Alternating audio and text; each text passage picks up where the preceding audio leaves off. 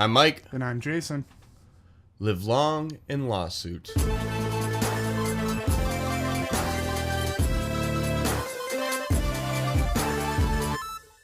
Alright, so if you haven't seen the show, if it's the first time seeing it, or you don't really know us, you might take a look behind us and see all the science fanfare we have behind us. We're kind of huge Star Wars fans. Mm-hmm. It's kind of one-sided back there. Yeah, it is a little one-sided. But we also really enjoy kind of the fan film universe. Mm-hmm. If you look on YouTube, explore the internet even a little bit, you can see some excellent fanfare films. So last month, the story came out that there was a Star Trek fan film. Now, I don't know, Jason is not really into Star Trek as much. I do enjoy the Star Trek universe. I think it introduced something that Star Wars doesn't have when it comes to like politics and negotiations. It's more morals based. Yes, it is. Than Star Wars is, but that's fine. I don't hate it. It's just not my thing. But there was a fan film called Axanar, and it's based on the Star Trek universe. And last month, the court came out saying that it is in violation of intellectual property and things like that. And I read this, and to me, I was really concerned about this because, one, Disney just bought up Star Wars, as we all know. And they have always been they've always pushed. If by just you mean 2 years. 2 years ago. But yes. They did. Just a few minutes ago. They did do that. Yeah. Breaking news. Disney just bought Star Wars 2 years ago. Disney has always pushed to keep their stuff theirs. They're a big proponent of intellectual property laws. To the point where they're the ones that kind of push the extent of how long it lasts. I mean, I think it only used to be like 20, 30 years before it kind of enters this public domain.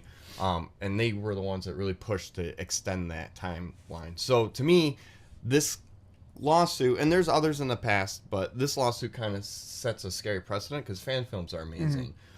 They touch areas and topics that maybe the shows and movies and characters that the movies don't. Yeah, and it's one of those things that right now Star Wars and Disney are still pretty fond of the topic. Yeah, they do a yearly fan film contest where they provide sound clips and music and all sorts of other stuff that allows you to, without infringing on their copyright, I guess, in certain ways, so that you don't use Luke and Han and Chewbacca and whatever else. Yeah. But it's a way for them to get kind of an expanded feel on the universe and have a little contest. But they provide you with stuff that would otherwise be copyrighted material, like their specific blaster sounds and the crawl music, all of that. But they're fond of suing people also. And they've sued lots of people. So I guess it's true. It's the precedent right now. Yeah, Disney's letting people do it still. Whereas Star Trek... And the Star Trek one's kind of in a fuzzy area. Yeah, how so? It was... they raised like $1.5 million to make this. And they had like people that have worked on Star Trek in the past.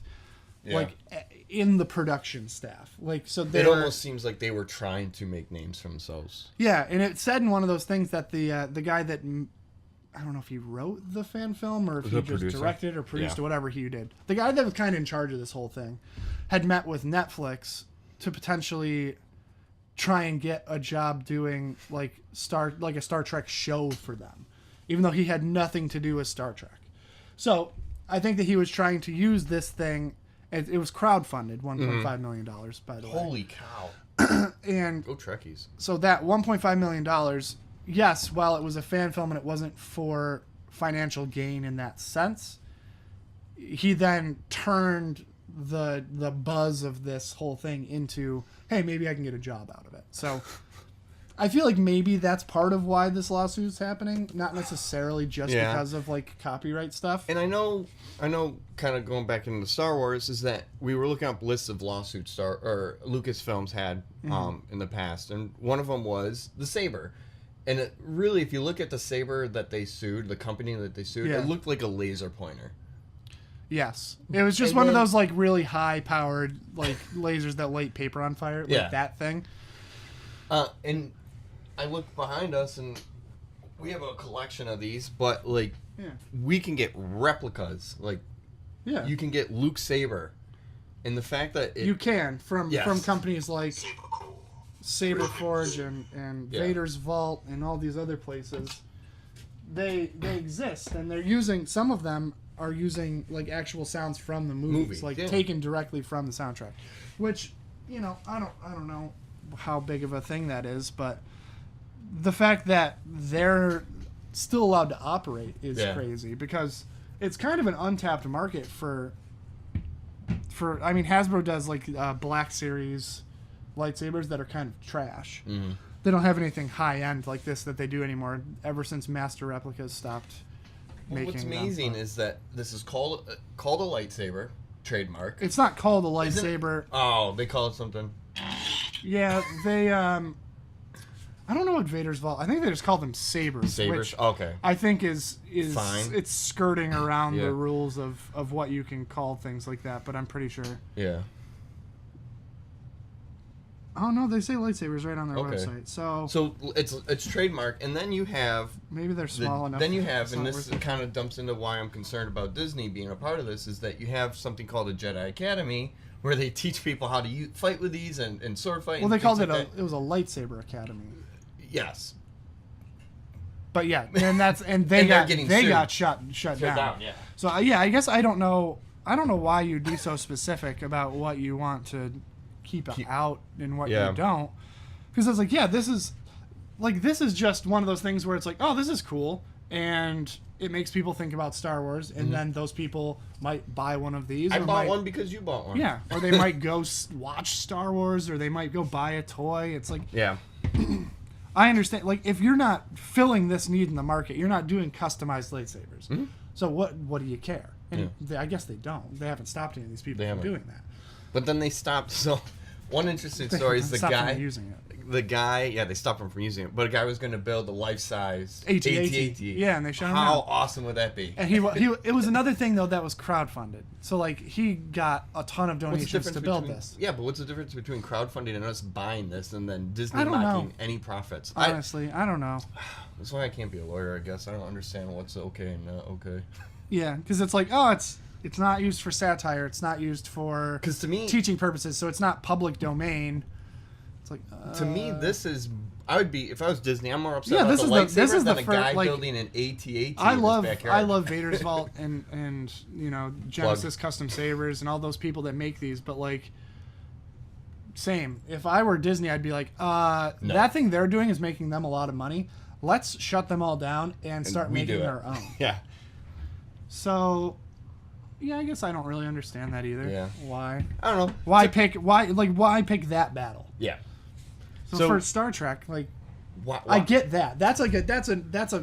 It makes sense. Like, but to me, they're not shutting down people making custom phasers or whatever the hell they do. But to me, it's like Star Trek doesn't have. At least I haven't seen a lot of fanfare. Like Star Wars is just like it's all over the place. I see it constantly. Star Trek, I see it every now and then. But if I'm a Star Trek fan and I see this, it's like, oh, I guess I can't make these fan films anymore. Like it's kind of setting a precedent, and that's I guess that's concern. The thing. How long before Disney decides that it's not something that they're interested in doing? Well, so let us know what you guys think. Do you enjoy these fan films? Do you make your own types of fan films? If you do, why don't you send a link below? We love checking it out. We kind of enjoy looking at what people's takes are on either Star Trek or Star Wars universe. And it doesn't have to be restricted to that. No. We're purveyors of science fiction in general. So whatever you like. Yeah. It's cool stuff. But now it's time for a new segment. Hit or miss. Hit or miss. All right, Michael. So go on. I haven't been doing well at this. Really. Did you? Well, that's the good one, right? Yeah. You have the good one? This is the good one. So hopefully I can keep it in the board or on the board. Ready? Yeah. All right, dropping it. Hey, challenge. All right. So the challenge today is Cup Stack. So the purpose of Cup Stack, or the point of Cup Stack, is that you have cup, paper, cup, paper, cup. You have to pull the paper out. Cup falls on the next cup. So on and so forth. If you knock it over, you have to restart. 1 minute on the clock. 1 minute is on the clock. Whenever you're ready. Are we ready? Get set. Go.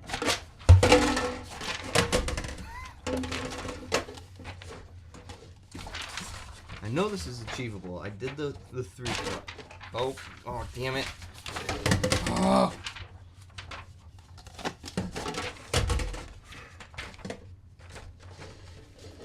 This timer in front of me is intimidating.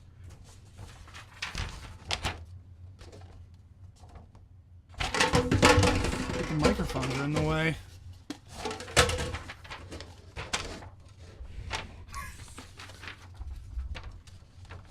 Thirty or 23 seconds left. Oh, you son of a... Dang it. Nailed it. With 16 seconds left to spare. I mean, that's last time you finished the cookie face one with like 30 seconds left. You crushed that one. So, Mike and I are now tied. One apiece? Well, I don't know how far over I have to point for Oh. Mike's, but yes, one apiece, 1-1. Ooh, I bet you this Sidetracked games. This Sidetracked Olympiads. So yeah, we will. One other thing we wanted to say: we're doing 1 episode a week. Oh, that's right. Yes. It's going to come out whatever day this is. We haven't decided what day it is at the time of filming. Yes. But we're going to figure out day. a specific day, and that's the day you're seeing On this date, in this year of our Lord 2017. Correct. So it'll come out subsequently every one of these days. Yep. Once a week.